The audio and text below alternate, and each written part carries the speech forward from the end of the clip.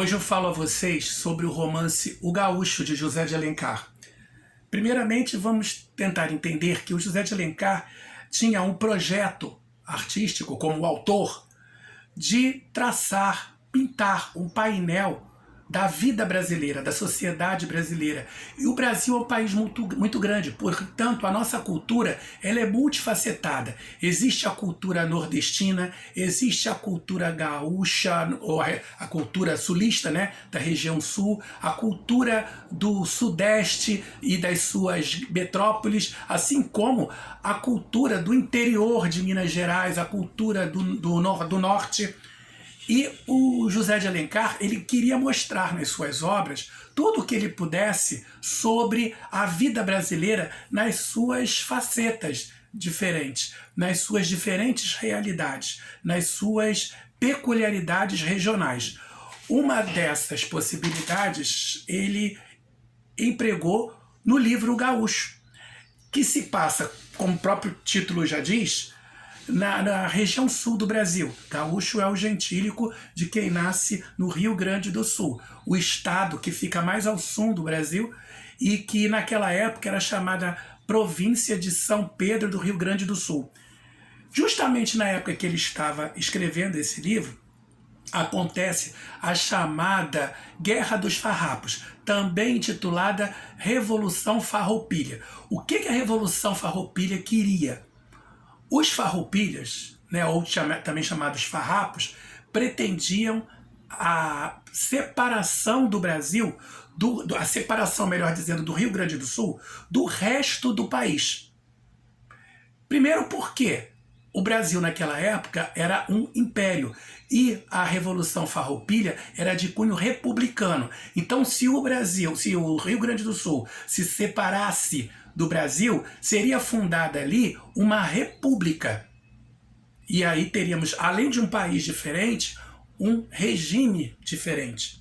Um regime de governo, uma forma de governo diferente da que houvesse no restante do Brasil, cuja capital era o Rio de Janeiro, a capital do Império, como vocês sabem. Então, o José de Alencar aproveita esse momento precioso da nossa história, é um fato histórico, para inserir na sua obra, inclusive personagens que realmente existiram, mas que nunca estão no primeiro plano, são algumas vezes mencionados, em outras eles até aparecem como personagens de fato que interagem com outros no meio da narrativa, mas não são os principais. O personagem principal dessa história é o Manuel Canho, que era filho de João Canho. João Canho era um amansador de cavalos, que era uma profissão bastante importante lá nos pampas gaúchos, né? Você ter cavalos domesticados, prontos para o trabalho, seja para o trabalho de carga ou de montaria, era muito importante. O cavalo era o meio de transporte natural, digamos assim, daquela época. Então o amansador de cavalos era uma pessoa importante para a cultura e para a economia local. O Manuel Canho, o filho, herdou os talentos e os saberes do pai. Mas acontece que ele, um dia, vê o pai ser assassinado. E o pai foi assassinado por engano. Entendeu? O pai era amigo de um outro sujeito. Esse sujeito foi acusado de cometer adultério com a mulher de um camarada muito importante. E o camarada importante foi lá e mandou matar. Se não me engano, o nome desse era Loredo. Mandou matar esse sujeito. E aí, em vez de matarem o Loredo, mataram o Manuel Canho. Desculpe, o João Canho, o pai. E aí, naquele momento, apesar de ser muito jovem ainda, 9 anos de idade, o Manuel Canho jura vingança. Jura vingança, e ele cresce e sai vivendo uma série de aventuras. E uma coisa muito interessante nesse romance é a humanização dos cavalos. Como o cavalo faz parte importante na vida do personagem principal, os cavalos, nessa obra, agem como se fossem como seres humanos, como se eles tivessem capacidade de pensar e de sentir como seres humanos.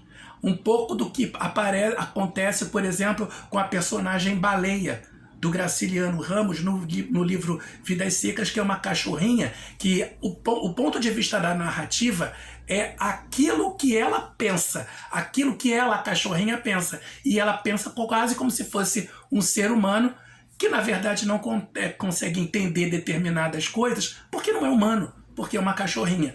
Com os cavalos vai acontecendo mais ou menos a mesma coisa. O Manuel Canho, então, ele sai pelo mundo tentando encontrar o assassino do pai. Nisso, ele vive várias aventuras encontrando uma moça que o impressiona, mas como o projeto de vida dele era vingar a morte do pai, ele continua naquela trajetória.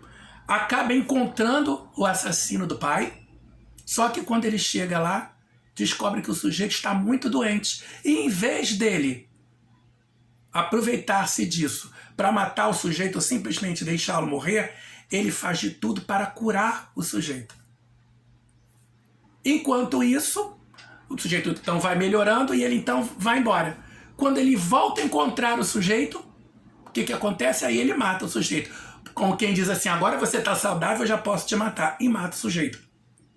Então esse personagem e também o personagem da Catita, que é a moça que ele tinha encontrado antes, de quem ele tinha gostado, mas tinha deixado de lado para seguir a sua trajetória de vingança, ele volta a reencontrá-lo depois que ele mata o assassino do pai. E aí, então, ele se apaixonou, só que ela está prometida para casar com outro.